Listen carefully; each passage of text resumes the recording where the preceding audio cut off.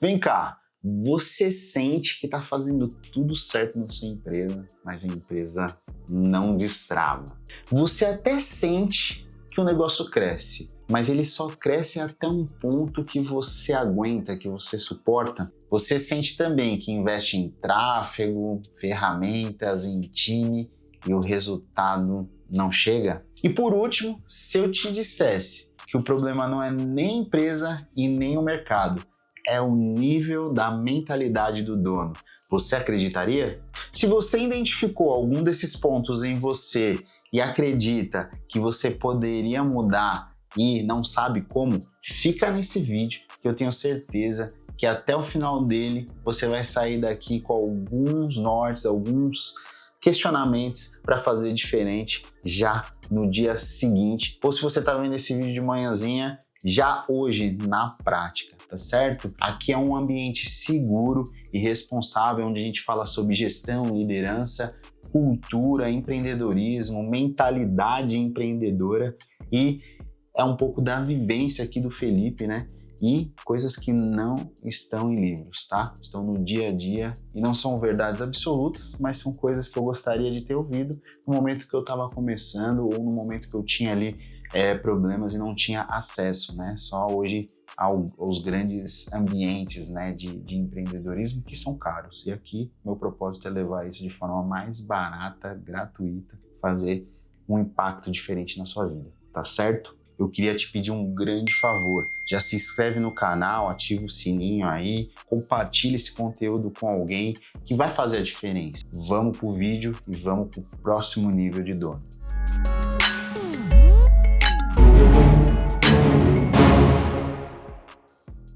A verdade é clara, tá certo, gente? Todo mundo quer crescer, todo mundo quer mais faturamento, todo mundo quer mais clientes, todo mundo quer crescer, né? Seja como equipe, seja como estrutura, seja como reputação, como credibilidade. E tudo isso vai fazendo com que a sua empresa, né, tenha aí uma responsabilidade maior, ela vai ficando mais parruda ao ponto que isso também vai se tornando realidade. E a realidade ela é dura, fria e calculista. A empresa só cresce de acordo com a mentalidade do dono, enquanto você é como se fosse um reflexo magnético, né, da parada. Você só consegue materializar aquilo também que está dentro da sua mente. Obviamente que o tráfego ajuda, as ferramentas ajudam, mas se você não tiver uma mentalidade diferente, você não vai conseguir furar essa bolha e passar dessa alavanca crescer de forma sustentável. A empresa é um espelho do dono. Se o dono é instável, a empresa é instável.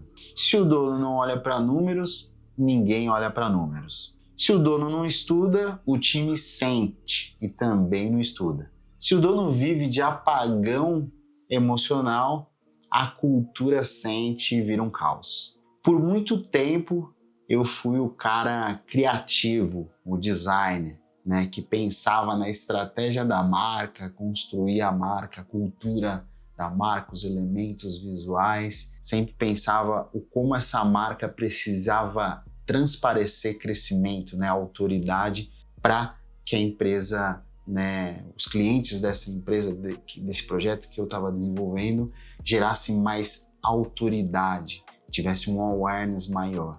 E cheguei no momento que eu tive que fazer uma pergunta desconfortável para mim, né? Pensei, qual que é o momento que eu vou começar a pensar no Grupo X?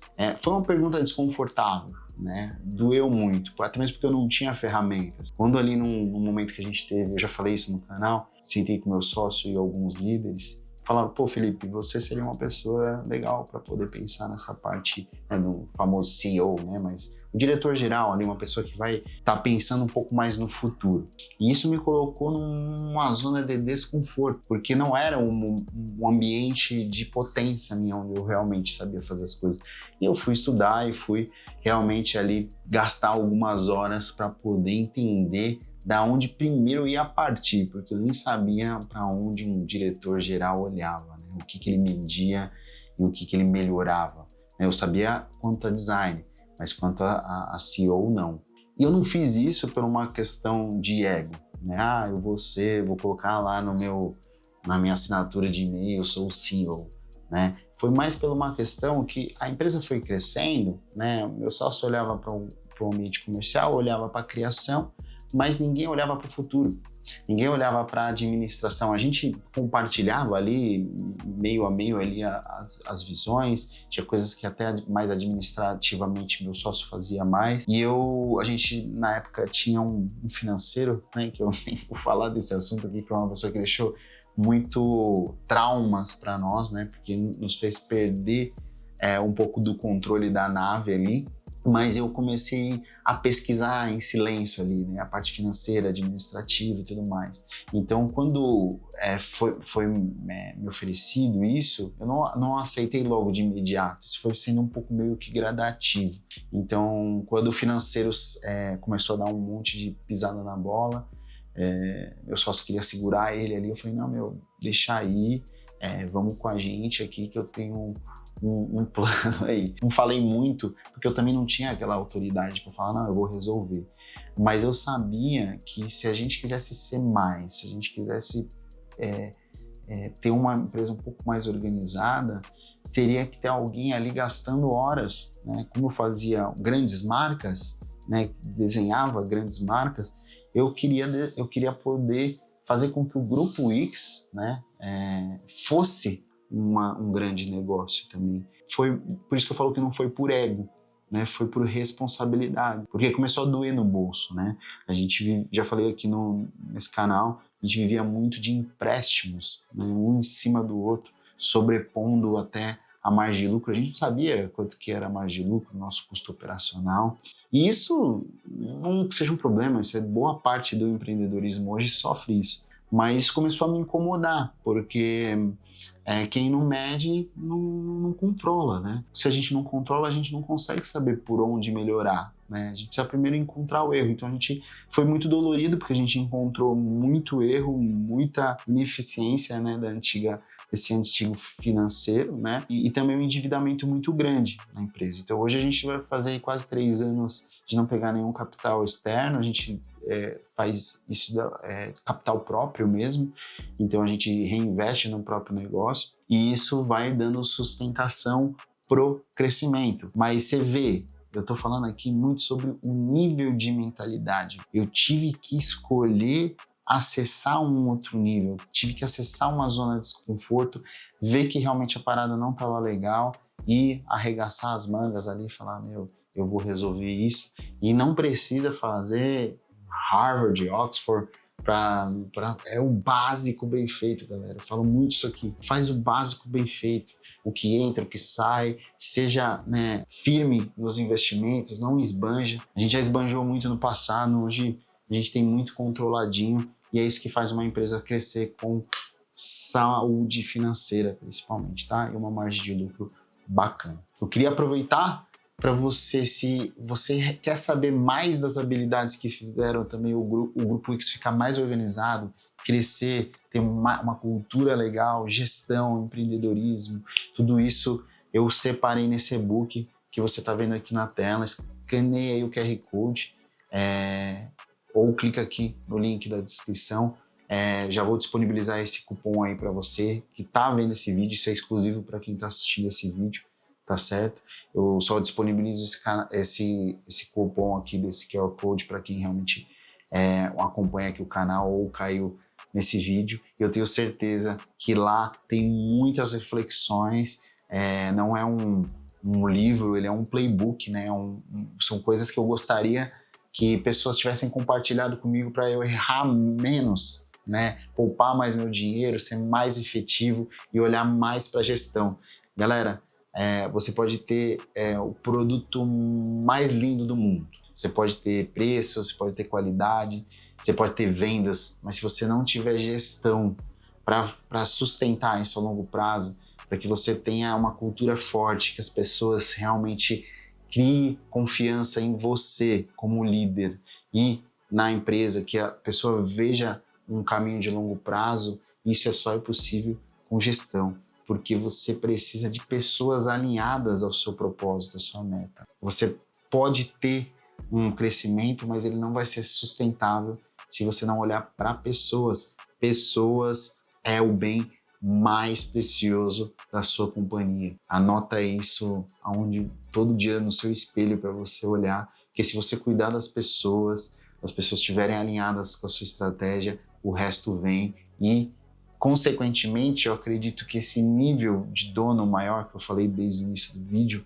vem porque eu comecei a olhar mais para isso, olhei mais para pessoas. Boa parte da minha agenda, né, 80% da minha agenda é para pessoas, é para processo. Eu gasto muito tempo, invisto muito tempo, na verdade, conversando com o time, alinhando expectativa, direcionando, puxando ali a orelha, né, de forma saudável, porque as pessoas alinhadas com a estratégia do negócio, o resultado vem sem nenhuma preocupação, tá certo? E, consequentemente, o resultado, a grana, ela vem de forma saudável. Então, galera, eu larguei o front criativo para assumir o front de gestão. E isso fez com que eu olhasse mais para a parte administrativa, para números, para DRE, para gestão, para processos, para pessoas.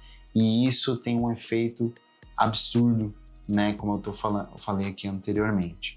E o crescimento, é importante dizer que ele não vem da noite para o dia e ele não é mágica, não vai vir uma luz, né, de crescimento e vai fazer com que você cresça. Eu e meu sócio sempre conversamos, a gente se sentia muito abençoado. Abençoado porque a gente sempre foi rodeado de boas pessoas, né, de pessoas, digo, questão energética, assim, né? Eu sou muito ligado a isso, né? Qual o tipo de pessoa, né? O coração das pessoas que estão trabalhando junto comigo. Só que chegou um momento que se sentir abençoado, de falar, tem algo muito grandioso esperando por nós, já não sustentava muito, porque você via que a gente vendia, mas saía muito cliente. Tudo isso parecia que a gente tinha hora que estava patinando. E isso acaba, não é o acaso, isso não acontece por acaso. Acontece porque você cresce como mentalidade e começa a olhar mais para os pontos realmente que dói, que são dolorosos. Às vezes a gente gasta muito tempo postando no Instagram, eu sou CEO, eu faço e tal, mas, cara, o quanto você está olhando realmente para o seu cliente? Quanto você realmente está olhando para zonas desconfortáveis? Que nem eu falei, que eu gasto boa parte da minha agenda falando com pessoas. Você tem a paciência de sentar e conversar realmente com alguém que está passando, às vezes, um problema pessoal? Ou que ele realmente não está motivado para produzir? Isso vai impactar no resultado da sua empresa. Então, às vezes, eu vejo muitas pessoas, às vezes, que estão à frente de empresa que não querem estar em ambientes de bucha, desconfortáveis.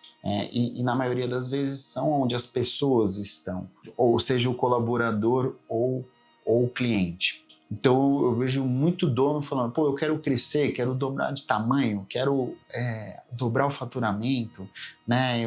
Só que não está disposto a mais cobrança. Se dá um pouquinho mais de responsabilidade, a pessoa já espana. Ou talvez está buscando aquela famosa, vamos dizer, 90 dias de férias, né? Tá querendo buscar gozar de algo muito antes da hora. Ou investe mais em si, menos na empresa, no estudo. Então, quando o game começa a ficar um pouco mais complexo, se você não se prepara, se você não treina a sua mente para estar mais no desconforto, gastando ali sua energia para tirar o obstáculo, você espana, você não cria uma resistência, você não cria uma casca para lidar com essa instabilidade. Eu tenho um vídeo aqui no canal, falo muito do 70-20-10.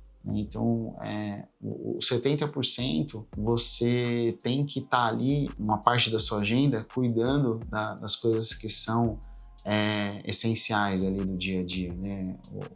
Apagando alguns incêndios e tudo mais.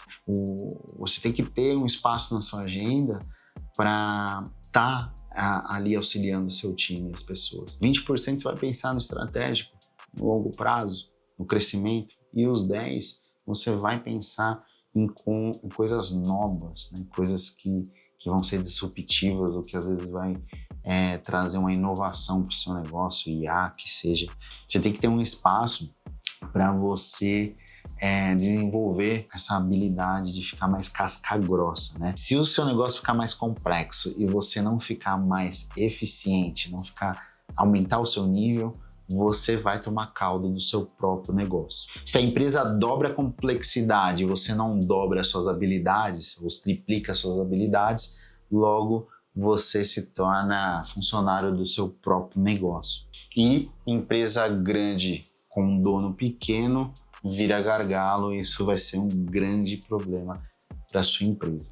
Galera, em função de tudo isso que eu trouxe para vocês, antes de a gente encerrar aqui, eu trouxe algumas anotações que eu acho interessante, né?